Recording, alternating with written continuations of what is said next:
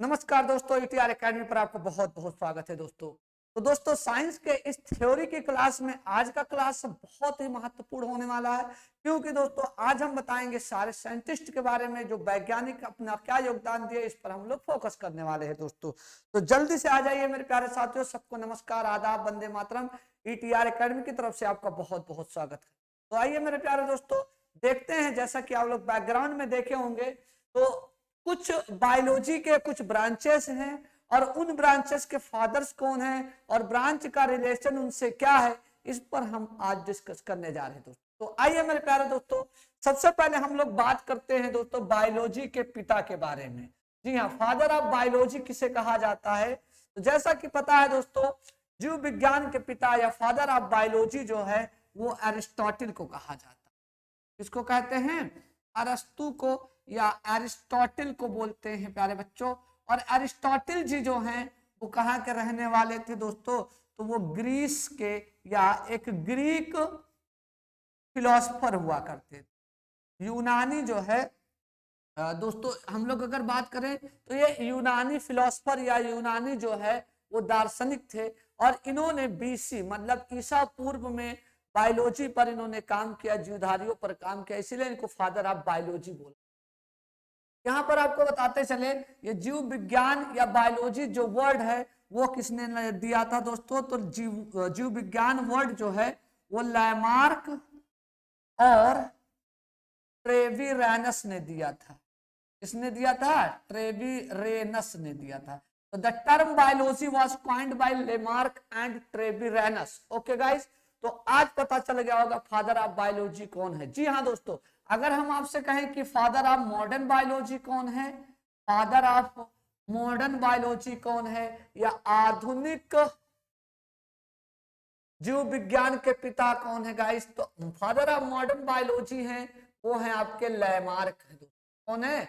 Lamarck है। तो पूरी कहानी पता चल गई। जैसा कि आप पिक्चर में देख रहे होंगे, ये भाई साहब हमारे कौन है? एरिस्टोटल है। और मॉडर्न बायोलॉजी के फादर जो हैं वो है लैमार्क है। आइए नेक्स्ट पे देखते हैं गाइस। नेक्स्ट स्लाइड पर है कि जंतु विज्ञान या जूलॉजी के जो पिता हैं वो कौन है? फादर ऑफ जूलॉजी कौन है गाइस? तो इस पर भी हम लोग जरा देखते हैं। फादर ऑफ जूलॉजी या जंतु विज्ञान के पिता हैं वो भी कौन है मेरे प्यारे दोस्तों? अरस्तु है या एरिस्टोटल है। अरस्तु हैं या एरिस्टोटल है दोस्तों। अब एक बात यहां पर बताना है, अरस्तु महोदय की एक किताब है जिसका नाम है हिस्टोरिया एनिमलियम। क्या है गाइस? हिस्टोरिया एनिमलियम या जंतु का इतिहास। तो हिस्टोरिया एनिमलियम में अरस्तु महोदय ने बहुत सारे एनिमल्स के बारे में डिस्क्राइब किया है, और ये किताब या ये बुक जो है ये किसकी है? अरिस्टोटल की है दोस्तों। आइए हम नेक्स्ट देखते हैं स्लाइड पर। नेक्स्ट स्लाइड क्या है दोस्तों? ये लीजिए, देखिए। अगर हम लोग बात करें गाइस कि वनस्पति विज्ञान के पिता कौन है, फादर ऑफ बॉटनी कौन है, तो फादर ऑफ बॉटनी जो है वो थियोफ्रेस्टस है दोस्तों। कौन है? थियोफ्रेस्टस है। यहां पर हम लोग जरा ध्यान से देखेंगे। फादर ऑफ, चलिए, तो फादर ऑफ बॉटनी जो है वो थियोफ्रेस्टस हैं, या हम लोग कह सकते हैं कि थियोफ्रेस्टस को वनस्पति विज्ञान का जनक कहा जाता है। अब आते हैं और बात करते हैं।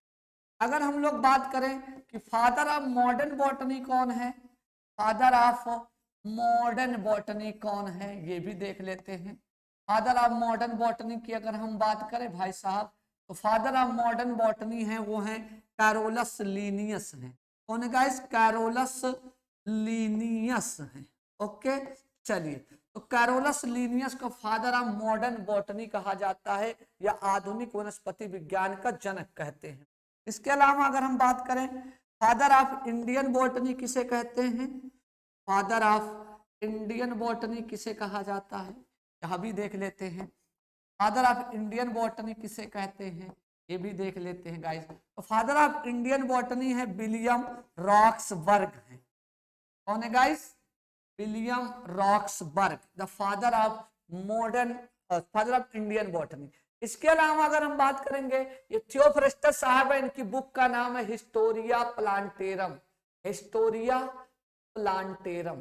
तो Historia Plantarum was written by Historia Plantarum was written by Theophrastus, और थियोफ्रेस्टस भी ग्रीस के या यूनानी एक फिलोसफर या दार्शनिक हुआ करते थे। इन्होंने बहुत अच्छी अच्छी बातें इस बुक में बताई है। तकरीबन 500 प्लांट्स के बारे में इस बुक में बताई गई है, इसीलिए इनको वनस्पति विज्ञान का या बॉटनी के पिता कहा जाता है दोस्तों। अब आते हैं हम लोग आगे, देखते हैं आगे हम लोग अगर बात करेंगे अंतःस्रावी विज्ञान के पिता, फादर ऑफ इंडोक्राइनोलॉजी। जी हाँ दोस्तों, फादर ऑफ इंडोक्राइनोलॉजी या अंतःस्रावी विज्ञान के पिता कौन है? थॉमस एल्वा एडिसन है दोस्तों। वही वो एल्वा एडिसन बल्ब वाले, इसीलिए मैंने बल्ब लगा दिया ताकि आप कंफ्यूज ना हो दोस्तों।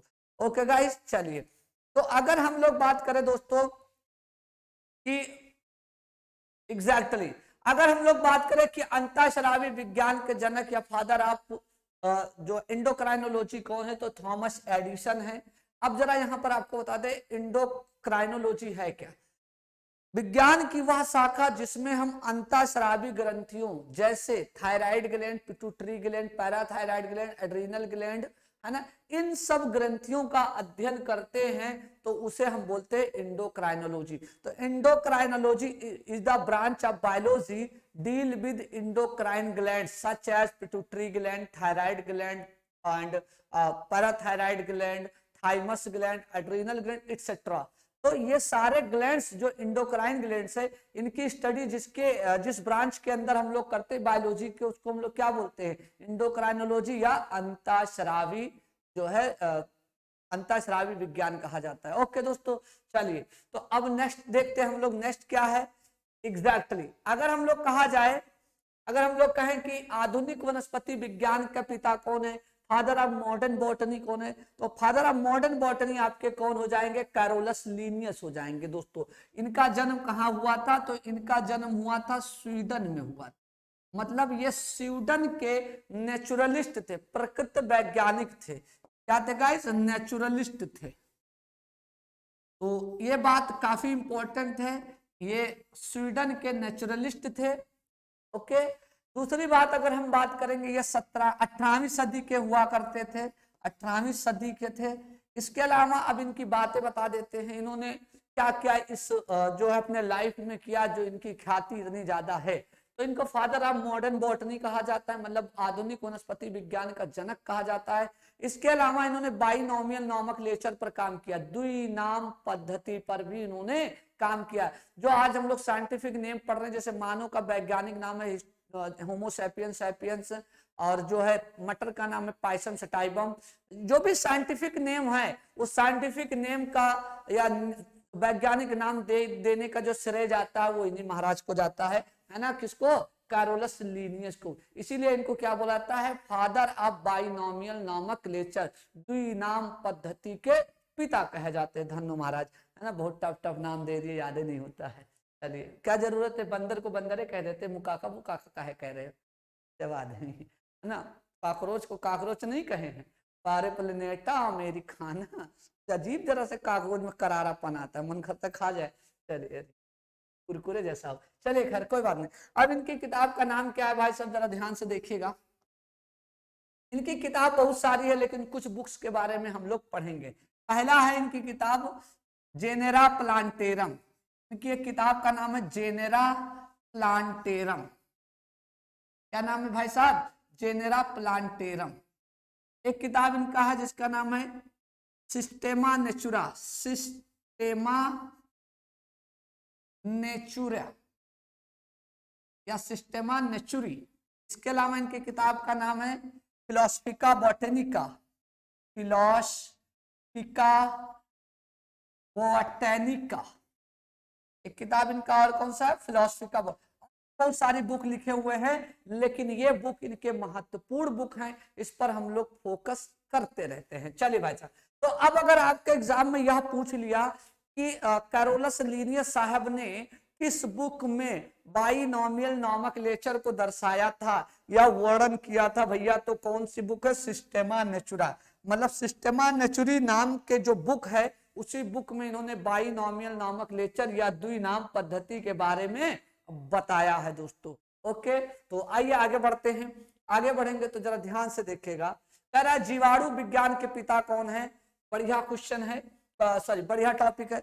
जीवाणु विज्ञान, या अगर हम लोग बोले कि बैक्टीरियोलॉजी के पिता कौन है, तो बैक्टीरियोलॉजी के पिता है एंटोनी वॉन लीवेनहॉक है गाइस। कौन है? Antony van Leeuwenhoek. तो एंटोनी वॉन लीवेनहॉक को क्या बोला जाता है? ओके चलिए, फादर ऑफ बैक्टीरिया। इन्होंने सबसे पहले बैक्टीरिया की खोज की। खोज किया था बैक्टीरिया, दांत के मैल में इन्होंने सबसे पहले बैक्टीरिया देखा था। लेकिन इन्होंने जो है दोस्तों एक काम और अपने लाइफ में बहुत अच्छा किया है। इन्होंने खुद अपने हाथ से माइक्रोस्कोप बनाया है, मतलब सेल्फ मेड माइक्रोस्कोप से क्या देखा भाई साहब? बैक्टीरिया देखा। इन्होंने अपनी जिंदगी में एक काम बहुत जबरदस्त कर दिया, इन्होंने लिविंग सेल की खोज भी की। किसकी भैया? लिविंग सेल को इन्होंने पहली बार एग्जामिन किया था या पढ़ा था। तो लिविंग सेल भी इन्होंने स्टडी किया था और बैक्टीरिया की खोज भी की थी। लेकिन अगर आपसे कहें कि बैक्टीरिया नाम किसने दिया था, तो यहाँ पर कहानी थोड़ी सी अलग हो जाएगी। बैक्टीरिया जो नाम है वो दिया था एरनबर्ग ने दिया था। किसने दिया था? एरनबर्ग ने दिया था। तो कहानी थोड़ी जुदा जुदा है दोनों लोगों से, ठीक है। तो the term bacteria was find by Ehrenberg and bacteria was discovered by Antonie van Leeuwenhoek. और एंटोनी वॉन लीवेनहॉक को फादर ऑफ बैक्टीरियोलॉजी कहा जाता है। लिविंग सेल भी इन्होंने ही देखा था। इन्होंने सेल्फ मेड माइक्रोस्कोप, मतलब खुद के बनाए हुए माइक्रोस्कोप से इतना ज्यादा तमाशा देखा भाई साहब। ओके चलिए, तो धन्य महाराज जी आपका। चलिए अगला है क्या कर? Edward Jenner. दो भैया बड़ा स्मार्ट लौंडा है। चलो भैया एकदम मजा आ जाएगा देखते ही, है ना। प्रतिरक्षा विज्ञान या इम्यूनोलॉजी के पिता है ये।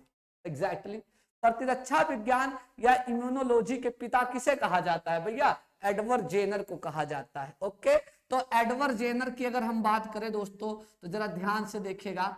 एडवर्ड जेनर की अगर हम बात करें दोस्तों तो जरा ध्यान से देखिएगा। ओके चलिए, एडवर्ड जेनर जी हैं, इन्होंने क्या किया था? चेचक का टीका बनाया था। क्या बनाया था? चेचक का टीका बनाया था। क्या बनाया था गाइस? चेचक का टीका। ओके, तो चेचक का टीका बना लिए तो महाराज जी को फादर ऑफ इम्यूनोलॉजी, प्रतिरक्षा विज्ञान का जनक कहा जाता है। ओके भाई साहब, बढ़िया है, अच्छी बात है, धन्यवाद सर जी। आइए अगला है, देखते हैं अगला टॉपिक क्या है।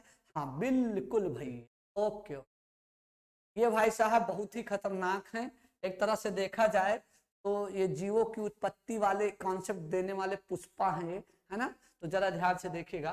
खुद विकासीय वादों, इवोल्यूशनरी आइडियाज के पिता है, मतलब जीवों की उत्पत्ति कैसे हुई, कैसे विकसित हुआ, तो उन सभी विकासों का जो जन्मदाता है या विचारों के जो जन्मदाता हैं वो कौन है बेटा? तो ये देख लीजिएगा लोगों, इनका बड़ा खतरनाक नाम है भैया। नाम कहिए ना, ये तो कहो हमने आधा ही लिखा है, पूरा लिख देते तो पढ़ ही ना पाते, है ना। तो खैर कोई बात नहीं।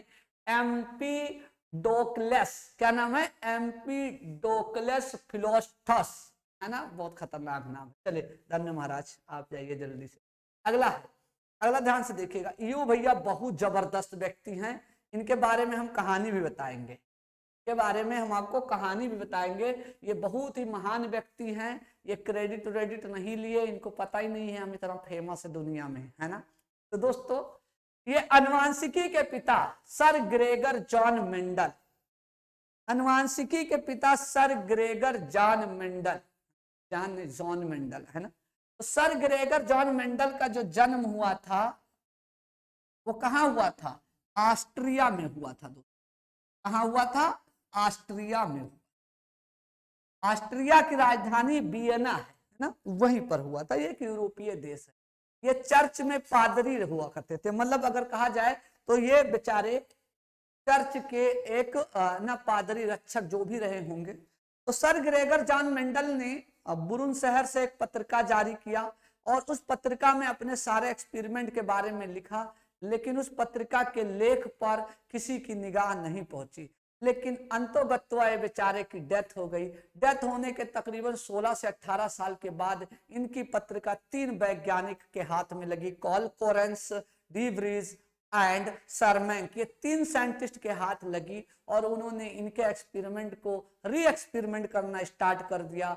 देखा कि मेंडल जी ने जो बात वहां पर लिखी थी ये बात बिल्कुल सही है।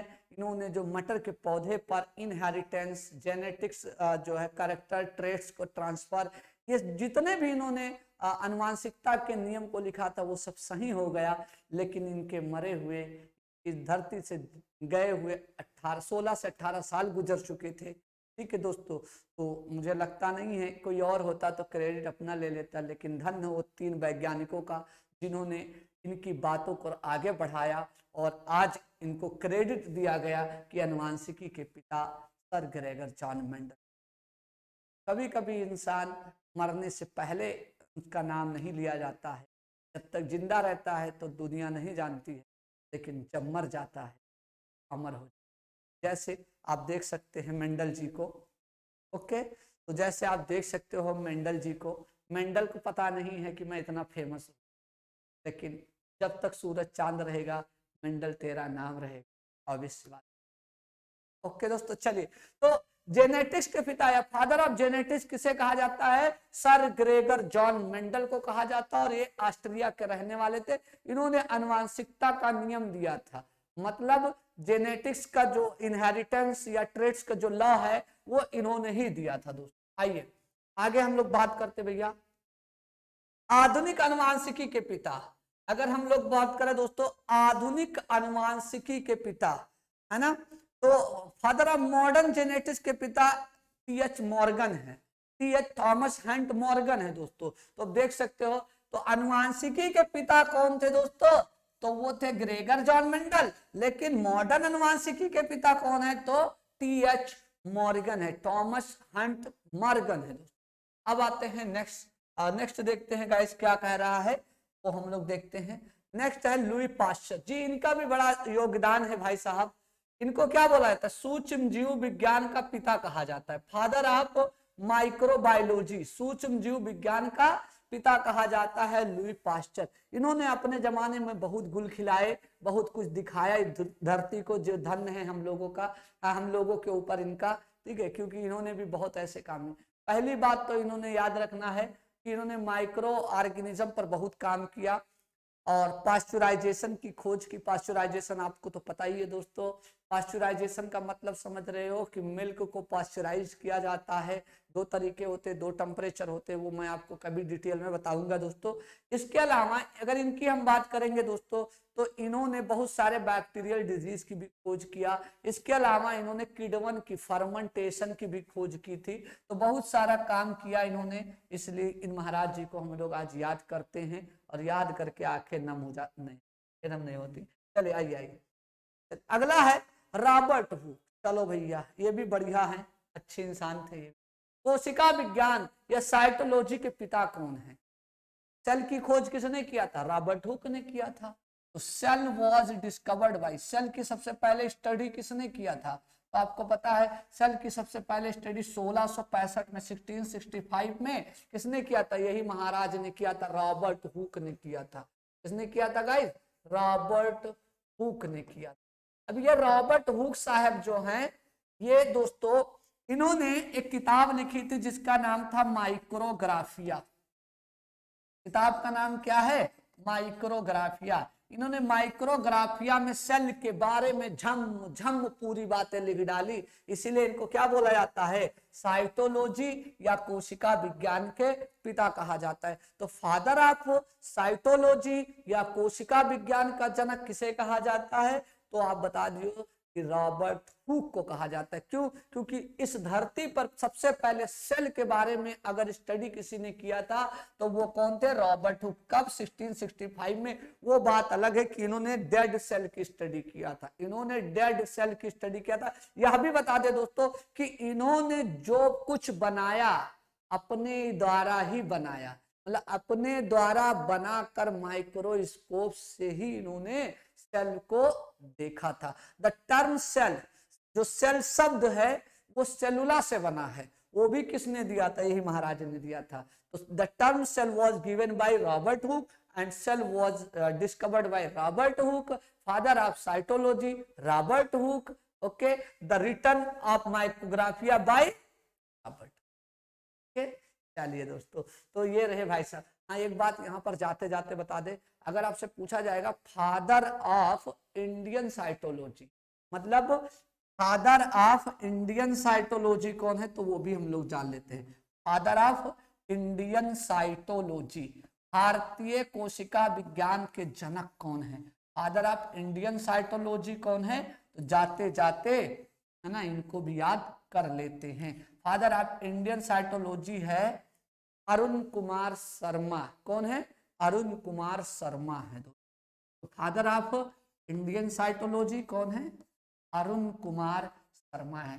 ठीक है, तो शर्मा जी का बेटा father of Indian cytology. Okay दोस्तों, चलिए। ओके मेरे प्यारे बच्चों, अब आते हैं नेक्स्ट डे। कवक विज्ञान के जनक कौन है? सबसे पहली बात तो ये भी आपको याद रखना, इंपॉर्टेंट बातें ये हैं कि माइकोलॉजी में हम किसकी स्टडी करते हैं? Study of fungi, study of fungi या कवक का अध्ययन विज्ञान की जिस शाखा में करते हैं उनको क्या बोला जाता है दोस्तों? उनको बोलते हैं माइकोलॉजी। और एक बात और बता दें, इस माइकोलॉजी को माइसिटोलॉजी भी कहते हैं, माइसिटोलॉजी भी कहते हैं। तो चाहे माइकोलॉजी कहो और चाहे माइसिटोलॉजी कहो, इन दोनों में फंगाई या कवक का अध्ययन करते हैं। और इसके जो पिता है वो मिकैली है। कौन है दोस्तों? मिकैली है। तो हम आपको बता दें स्पेलिंग, मिकैली। ओके, तो Micheli is the father of mycology या माइसिटोलॉजी दोस्तों। ओके, चलिए नेक्स्ट देखते हैं दोस्तों क्या कहानी है। लो भाई साहब, बहुत मजा वाला है। ये सर स्टीफन हेल्स जो हैं, ये जो स्टीफन हेल्स हैं, इनको क्या बोला जाता है? प्लांट फिजियोलॉजी के पिता बोला जाता है। तो पादप शरीर क्रिया विज्ञान या प्लांट फिजियोलॉजी के पिता किसे कहा जाता है? स्टीफन हेल्स को कहा जाता है। तो ये भी आपको याद रखना है दोस्तों। तो ये स्टीफन हेल्स जो हैं,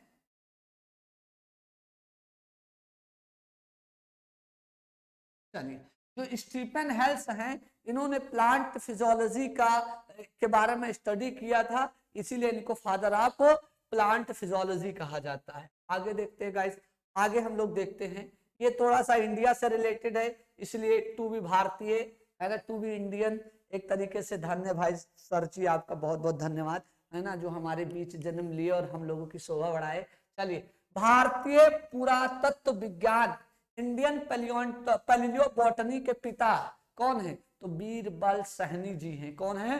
बीरबल साहनी जी हैं। तो अब यहां पर याद रखिएगा, भारतीय पुरा वनस्पति विज्ञान के पिता या फादर ऑफ इंडियन पैलियोबोटनी।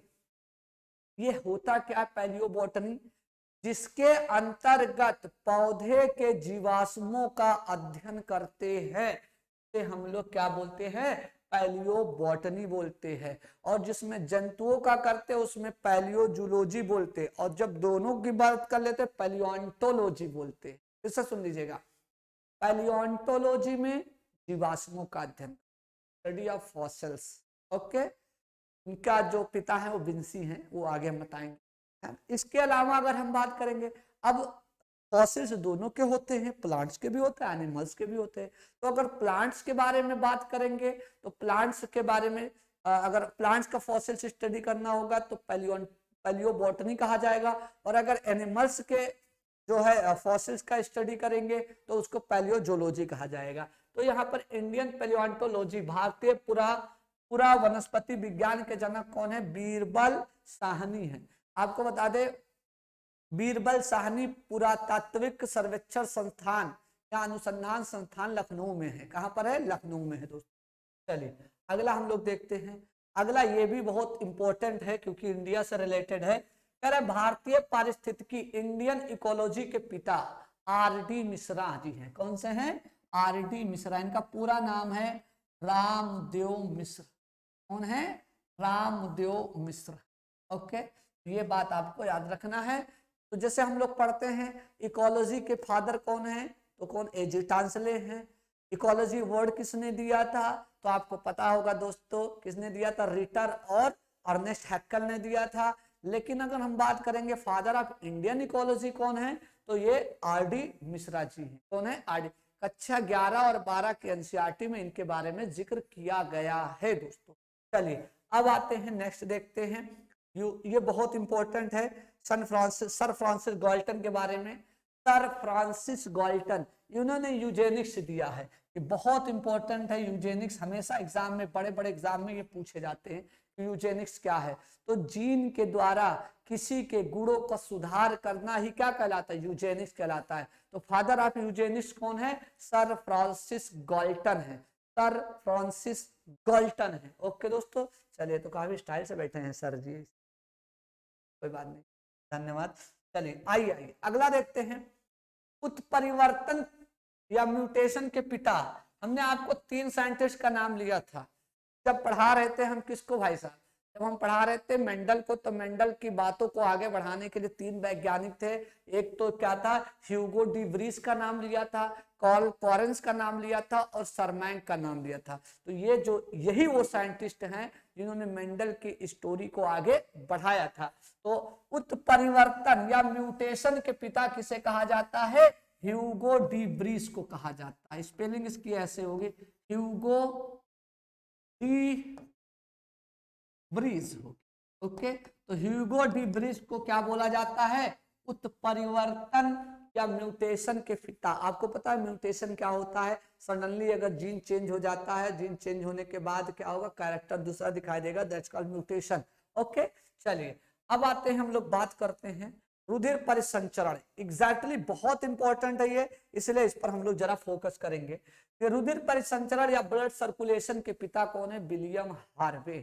तो आपको कहा जाएगा कि सबसे पहले ब्लड सर्कुलेशन की खोज किसने किया था, है ना? तो किसने किया था? विलियम हार्वे ने किया था। रक्त परिसंचरण की खोज किसने किया? विलियम हार्वे ने किया। ओके, तो ये भी आपको याद रखना है कि ब्लड सर्कुलेशन की खोज किसने किया? विलियम हार्वे जी ने किया था। अब आगे और बढ़ते हैं, तो जरा ध्यान से देखिएगा। एग्जैक्टली देखिए, ब्लड ग्रुप की अगर हम बात करेंगे तो एंटीजन और एंटीबॉडी के आधार पर, किसके आधार पर? एंटीजन्स एंड एंटीबॉडीज के आधार पर, एंटीजन और एंटीबॉडीज के आधार पर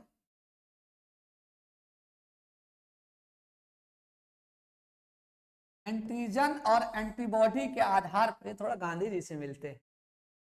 चलिए, जो गांधी जी का एज जो थोड़ा सा, चलिए खैर, ओके, तो ये उनका साइन है के लैंड स्टीनर। तो कार्ल लैंड स्टीनर जो है, इन्होंने एंटीजन और एंटीबॉडी के आधार में ब्लड ग्रुप बनाया। क्या बनाया? ब्लड ग्रुप बनाया, रक्त समूह बनाया। ओके, तो किसके बेस पर? एंटीजन और एंटीबॉडी के आधार। लेकिन इन्होंने ब्लड ग्रुप ए बनाया था और ब्लड ग्रुप बी बनाया था। लेकिन ब्लड ग्रुप ए बी और ब्लड ग्रुप ओ, इन दोनों की खोज किसने किया था? कैस्टिलो ने किया था और स्टर्ली ने किया। ओके, तो कैस्टिलो और स्टर्ली ये दोनों मिलकर क्या किए थे? ब्लड ग्रुप ए बी और ओ दिया था। बाकी ए बी की जो खोज किया था वो कार्ल लैंड स्टीनर। यहां तक कि आपको बता दें, जो आरएच फैक्टर है, आरएच फैक्टर, ये आरएच फैक्टर भी किसकी देन है? कार्ल लैंड स्टीनर की देन। आरएच फैक्टर किसने खोजा था? कार्ल लैंड स्टीनर ने खोजा था। रीसस नाम के बंदर में खोजा था, इसलिए उसका नाम आरएच पड़ा है दोस्तों। ओके प्यारे बच्चों, चलिए अब अगले कॉन्सेप्ट की तरफ चलते हैं। अगला कॉन्सेप्ट क्या है, जरा ध्यान से देखिए। वर्गीकी के पिता, फादर ऑफ टैक्सोनॉमी कौन है? ये भी जरा ध्यान से देखिएगा। तो फादर ऑफ टैक्सोनॉमी जो है वो कैरोलस लीनियस है, सबको पता है। फादर ऑफ टैक्सोनॉमी कौन है? कैरोलस लीनियस है। कौन है? कैरोलस लीनियस है। इन्हीं को क्या बोला जाता है? फादर ऑफ मॉडर्न बॉटनी बोला जाता है। इनको क्या बोला जाता है? फादर ऑफ बाइनोमियल नामक लेक्चर भी कहा जाता है। लेकिन आगे आते हैं, जो टैक्सोनॉमी है, इसका, इस शब्द का प्रयोग सबसे पहले किसने किया था? तो the term taxonomy was coined bye, the term coined, the term taxonomy was coined by A.P.D. Condell, A.P.D. Condell। तो आपको बस इतना याद रखना है, एपीडी कंडोल ने टैक्सोनॉमी वर्ड दिया। Father of taxonomy Carolus. Father of Indian taxonomy कौन है ये भी जान लेते हैं। Father of Indian taxonomy, father of Indian taxonomy, father of Indian taxonomy है वो है संता पाउ है। कौन है गाइस? संता पाउ। फादर ऑफ इंडियन टैक्सोनॉमी कौन है? संता पाउ है। ओके गाइस, चलिए तो ये काफी इंपॉर्टेंट रहा होगा आप लोगों के लिए। चलिए अब आते हैं, आगे बढ़ते हैं। अब आगे जब बढ़ेंगे तो देखते, जरा ध्यान से समझिएगा बच्चों। चलिए एग्जैक्टली कह रहा है कि विकिरण अनुवांशिकी, रेडिएशन जेनेटिक्स के पिता कौन है? एच जे मूलर है।